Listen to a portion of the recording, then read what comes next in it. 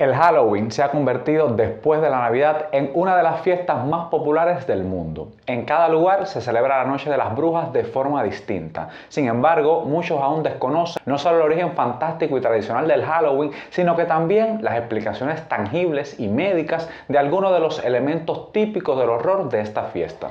Aunque podamos creer que las raíces de esta festividad provienen de Estados Unidos y de la época moderna, en realidad su origen se remonta a más de 2000 años atrás con las tribus celtas que habitaban Gran Bretaña, Irlanda y el norte de Francia. El 31 de octubre marcaba el Samhain o fin del verano, último día del calendario y principio del invierno. Los celtas creían que esta noche, antes del nuevo año, volvían los espíritus de los muertos a la tierra. Durante la celebración se disfrazaban para esconderse de los espíritus malvados que volvían. El uso del triqui-triqui, trick o trick, truco o trato, también viene de estas creencias. Los vivos temían que si no honraban a los espíritus, brujas y duendes que corrían libres esa noche, dejándoles ofrendas como comida o dulces, estos espíritus les causarían daño. Por otro lado, no todos los elementos del Halloween y del horror provienen de elementos fantásticos. En muchos casos, condiciones médicas, reacciones farmacológicas o toxicológicas pueden explicar casos que en su momento eran interpretados como eventos sobrenaturales. Además de esto, el cine, la literatura, como complemento de esta festividad, se ha inspirado ocasionalmente en hechos médicos reales para crear historias de horror que nos acompañan cada octubre. Los vampiros, las brujas, los hombrelobos y hasta personajes cinematográficos modernos pueden ser explicados totalmente desde una perspectiva médica. Hola amigos, sean bienvenidos a Ese Mediquito. Yo soy el Dr. Leonel Céspedes y lo estaré acompañando siempre en temas relacionados con el mundo de la medicina.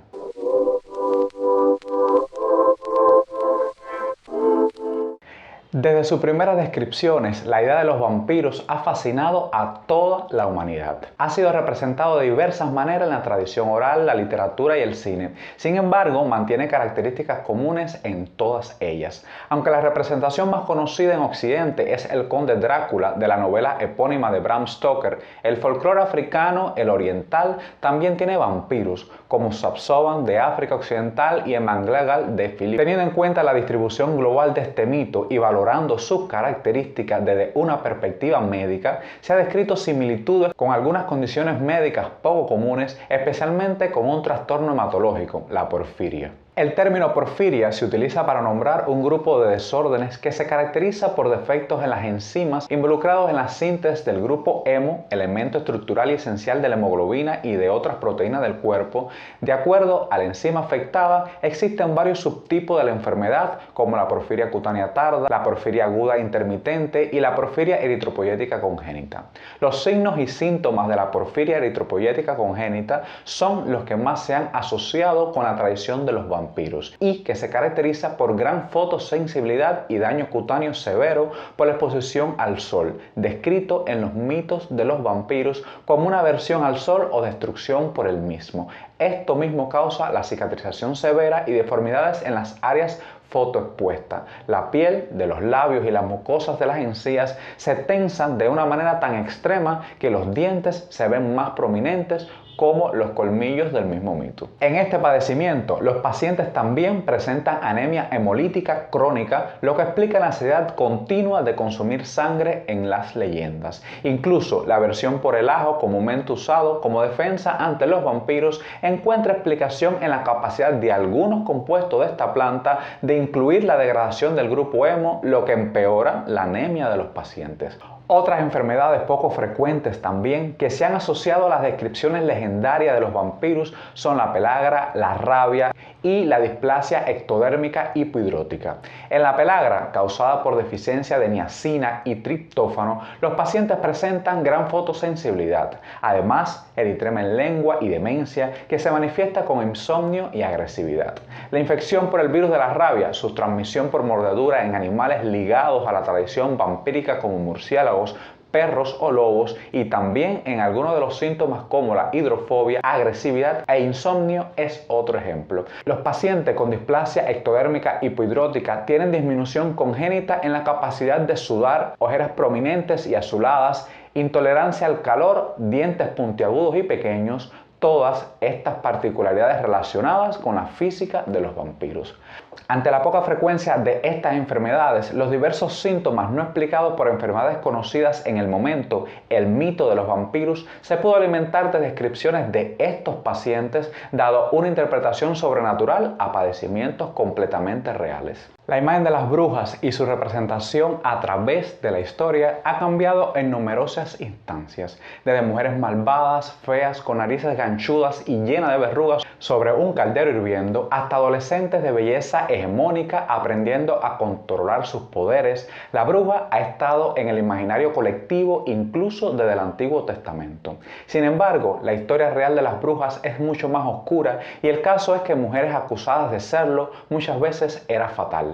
Aunque la mayoría de ellas eran simplemente curanderas o mujeres sabias dotadas de conocimiento de botánica, eran vistas como paganas haciendo la labor del diablo. Es por eso que en la Edad Media la histeria colectiva contra las brujas invadió Europa y muchas de ellas fueron ejecutadas en la hoguera o en la horca. De hecho, aunque muchas de las pociones o ungüentos usados por las brujas no tenían una verdadera efectividad, algunos de los medicamentos usados por la medicina facultativa tienen el origen en el gabinete de dichas mujeres. La corteza del sauce, usada para la inflamación, contiene salicina, que posteriormente dio origen al ácido salicílico, compuesto activo de la aspirina. La dedalera púrpura era un ingrediente base en pociones usadas para tratar la hidropesia, término dado la hinchazón y congestión de los pacientes con enfermedades cardíacas. De esta planta se originó el medicamento usados en la falla cardíaca como la digoxina y la digitoxina. Uno de los casos de persecución y juicio contra las brujas más famosos es los juicios de las brujas de Salem en Massachusetts, Estados Unidos en 1692,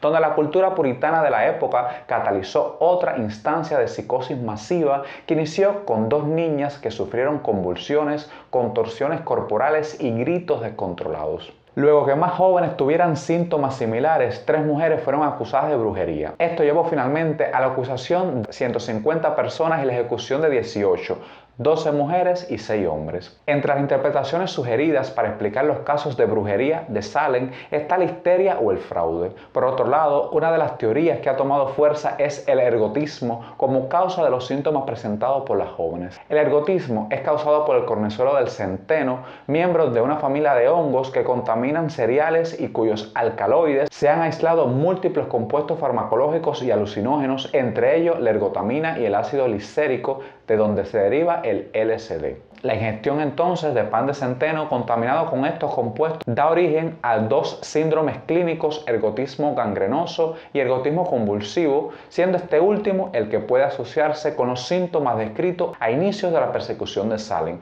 ya que se presenta con alucinaciones, contorsiones musculares dolorosas, delirio y paranoia. Los efectos del cornezuelo de centeno no eran conocidos por la comunidad médica de los Estados Unidos en el siglo XVII, por lo que los médicos que examinaron a las mujeres inicialmente no encontraron explicaciones para sus síntomas, confundiéndolos así con brujería. En el caso de la brujería, tanto personas enfermas como sanadoras fueron tomadas como seres sobrenaturales o como mujeres malvadas con pactos demoníacos, al no existir en ese momento explicación para su conocimiento o sus síntomas. Los hombres lobos han sido parte esencial de las leyendas desde la antigüedad. En la tradición son personajes que se transforman en lobos sin perder el comportamiento ni la capacidad de pensar como los humanos. Según las historias, se ha visto como castigo, maldición o herencia. La ciencia ha intentado, como en los casos previamente descritos, explicar la base lógica o científica de estos seres, destacando algunas condiciones que han contribuido a la leyenda del hombre lobo, como infección por el virus de la rabia y la porfiria ya discutida, y algunas enfermedades psiquiátricas en estados disociativos. Sin embargo, la condición humana que más se ha llegado a la leyenda de los hombres lobos, tanto que ha sido llamado como síndrome del hombre lobo, es la hipertricosis universal congénita. La hipertricosis congénita es un desorden genético raro caracterizado por crecimiento excesivo del pelo en todo el cuerpo, incluyendo el rostro.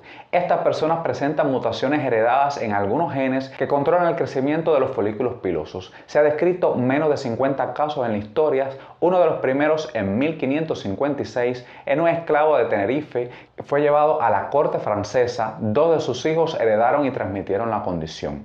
A través de la historia, las personas con hipertricosis fueron exhibidas como rarezas en los circos y cortes y lo alimentaron aún más las leyendas de los hombres lobo.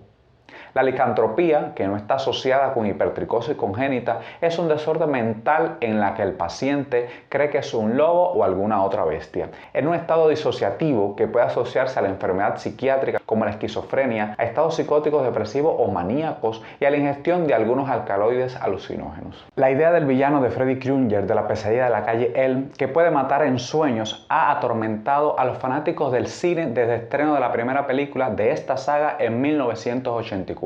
Sin embargo, el asombro es mayor cuando se sabe que Wes Craven, creador y director de esta historia, se inspiró en hechos que hicieron noticia pocos años antes de muertes asociadas a pesadillas.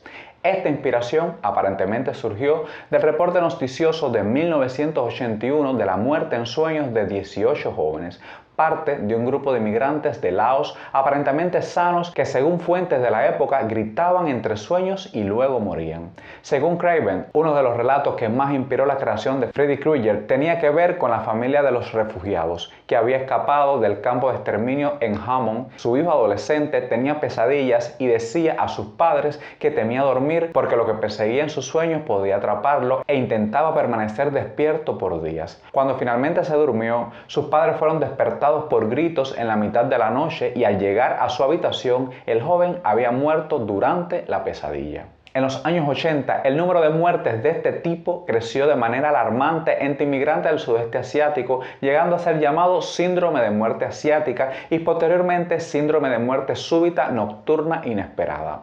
Al hacer el estudio post-mortem de los primeros 18 pacientes, todos presentaban crecimiento del corazón, cardiomegalia, y 17 de ellos tenían alteraciones en el sistema de conducción cardíaca, el sistema eléctrico que permite el latido del corazón. Se concluyó en estudios posteriores que estos pacientes tenían lo que en 1992 se denominó síndrome de Brugada, un defecto genético del sistema de conducción que altera el ritmo cardíaco y está asociado en pacientes no tratados con muerte súbita y en ocasiones durante el sueño. En este caso, un misterio médico que en el momento no había sido resuelto dio origen a una fantasía terrorífica que sigue alimentando pesadillas. En resumen, como podemos ver, los elementos legendarios del horror se pueden asociar con hechos reales y científicos que nuestra imaginación transforma en leyendas. Les remito a los comentarios para que me cuenten qué otros elementos fantásticos creen que pueden asociarse a eventos médicos reales. Recuerden compartir toda esta información para que podamos conocer un poco más sobre la historia